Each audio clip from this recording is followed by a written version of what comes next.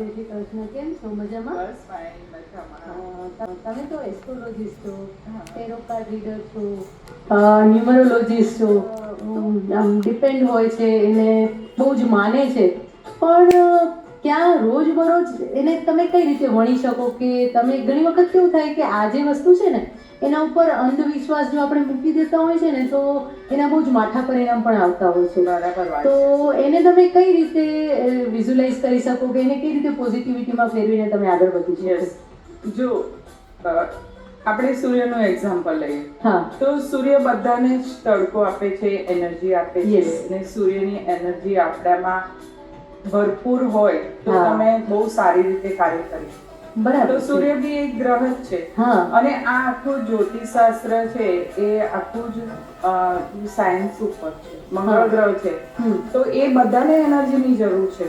Okay. તો positive energy તમને જોઈતી હોય મંગળની, હા. તો તમે એક્સરસાઇઝ વગેરે કરો અચ્છા. તો એનાથી બી તમારો મંગળ ઠીક થાય. સાચી અને વાત છે. મંગળ ગ્રહ બી સાહસ પરાક્રમનો કાર્ય છે.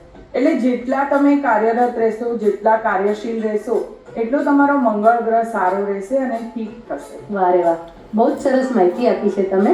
અને મને લાગે છે કે ચોક્કસ તમને પણ આમાં બહુ જ ઇન્ટરેસ્ટ પડવાનો છે.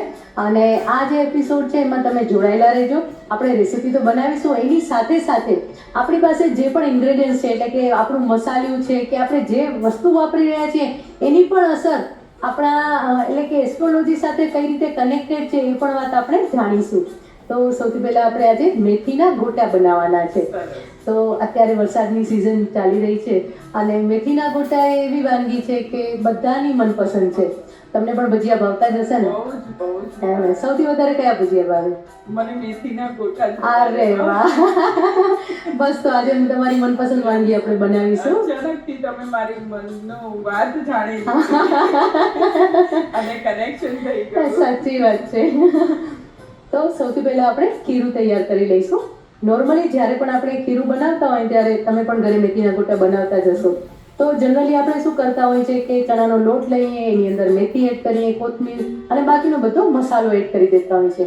પણ આજે જ્યારે આપણે આ મેથીના ગોટા બનાવીએ છીએ ને એનું જે બેટર કે ખીરું બનાવીશું ને એકદમ અલગ રીતે બનાવીશું. એના કારણે મેથીના ગોટા જે છે ને એ બારે અને અમદાવાદમાં તો ખાસ એક જગ્યાના મેથીના ગોટા બહુ જ ફેમસ છે. લોકો ત્યાં ખાસ લેવા જાય છે, લાંબી લાઈનો લાગે છે લેવા માટે અને વરસતા વરસાદમાં ઊભા રહીને ત્યાંના મેથીના ગોટા એન્જોય કરતા હોય છે. તો એ જ સ્ટાઇલથી મેથીના ગોટા આ રસોડે બનશે. સરસ. એટલે હવે ઘરેથી ઘરે બનવા લાગશે. યસ. તમે જે કહેતા હતા કે ગ્રહોની અસર આપણા ઉપર થતી હોય છે તો બધાને ખબર છે, પણ એની જે પોઝિટિવ અસર છે એને આપણે કઈ રીતે એન્હાન્સ કરી શકીએ? જેવી રીતે તમે મંગળને કીધું કે સવારના કસરત કરવાથી કે પોઝિટિવિટી સાથે તમે તમારો દિવસની જો શરૂઆત કરો તો આખા દિવસમાં એની બહુ જ સરસ ઇમ્પેક્ટ રહે છે અને બહુ જ સરસ પોઝિટિવિટી પણ મળતી હોય છે. પોઝિટિવિટીથી આપણે આ કાર્ય કરી શકીએ ને કાર્યશીલતા આપણી વધે. હા.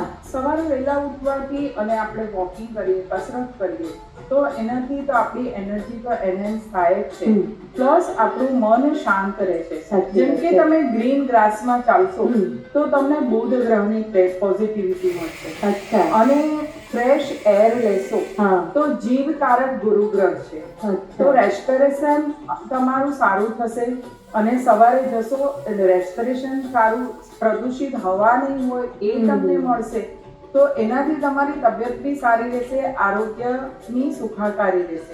એટલે વહેલા ઉઠવાના આ બધા બહુ લાભ છે. અને જો તમને આમ સુખી રહેવું હોય, ખુશ રહેવું હોય અને સુખ મુદ્રામાં અને આમ એકદમ ફર્સ્ટ ક્લાસ હેપી અને લક્ઝરી તમને જોઈએ છે તો સવારે ફર્સ્ટ ક્લાસ તૈયાર થઈને જાઓ. તમે સૂર્યની પોઝિટિવિટી મળશે, સૂર્યની સાથે બુધ ગ્રહ હોય છે એની પોઝિટિવિટી મળશે અને આ બધું કરવાથી તમારી સ્કિન જે છે એ બી મસ્ત ચમકશે.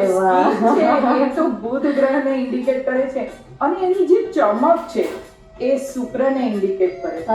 તો એ શુક્ર ગ્રહ એટલે લક્ઝરી, પૈસો, ગાડી, બંગલો. કોને ના જોઈએ? કોને ના જોઈએ? બધાને જ જોઈએ છે ને બધાને જ ગમે. Luxurious phone. સવારે ઉઠવાના બધા જ ફાયદા છે અને તમે આ કર્મ કરો છો એટલે શનિદેવ બી ખુશ. વાહ, સરસ. તો બહુ જ સરસ તમે આજે સલાહ આપી છે. એટલે હવે સવારે 5 વાગે પથારી છોડી જ દેવાની. છોડી દે. આ બધું જોઈતું હોય તો આ બધું આટલું જોઈતું હોય તો કાંઈક તો છોડવું પડે કે? છોડવું પડે.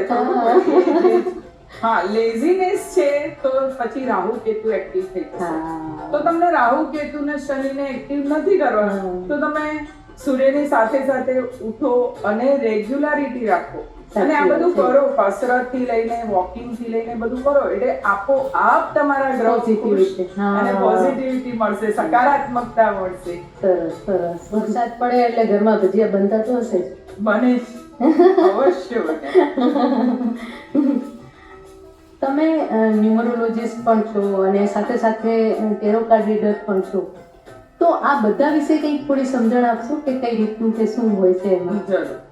જો ન્યુમરોલોજી ની વાત કરીએ ને આપણે હા. તો નંબર સાથે આપણું જીવન પહેલેથી જ વણાયેલું છે. જેમ કે બર્થડે, હા જી. બર્થડે થી જ આપણે જન્મ લઈએ છીએ ત્યારથી જ આપણી બર્થડે થી જ ચાલુ થઈ જાય. હા. એ તિથિ હોય તો બી એ નંબરમાં હોય, અચ્છા. બર્થડે હોય એ બી નંબરમાં હોય. તમે જે બી નંબર, બર્થ નંબર હોય તમારે, જે હા. તારીખે તમારો જન્મ થયો છે હા.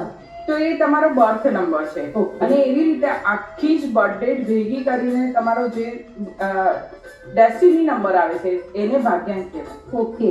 તો અચ્છા. જે પહેલો નંબર છે તારીખનો છે, જેમ કે 1 તારીખ લઈએ તો 1 તારીખ છે એ સૂર્યનો નંબર છે અને 1 તારીખ છે એ તમારો મૂળ મૂળાંક કહેવાશે.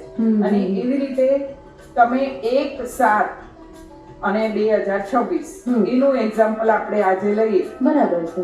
તો 7 ને 1 8 અને 2026 એ 1 નંબર યર છે. હા.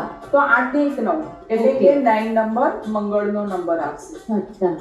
એવી રીતે તમે આખું જ ન્યુમરોલોજી થી બી પ્રેડિક્શન કરી શકો. ઓકે, બહુ જ સરસ માહિતી તમે આપી.